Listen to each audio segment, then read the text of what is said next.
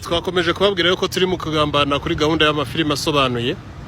Uyu munota yakuza nguriye hakurya iriya ntago ari we gusa, turi kugenda twegerana twese. Ubu twahuye none n'umushoramari ukomeye hano bamwita manager original, mwamubonye dore nguriye ahantu abari muri ya gahunda nyine filime isobanuye tugiye gusubiza ubuzima. Aramunambwiye ngo nta buzima zigifite, ndavuga ngo zabuze ubuzima gute ikintu kibura ubuzima. Yakuza babwira filime isobanuye kabisa, twazigarutsemo PK Production alongside Yakuza. Ibintu ni mazu wazuzube we manager aravuga iki?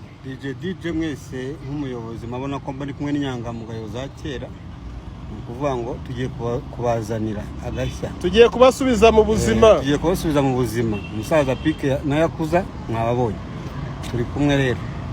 Ubwo murabyumva ko wazu original sound barahari bose. Yeah. Tupo atubanduki, hatuendi popote, tutazekea hapa ndani ya hapa Kigali KJ live. Wazuzu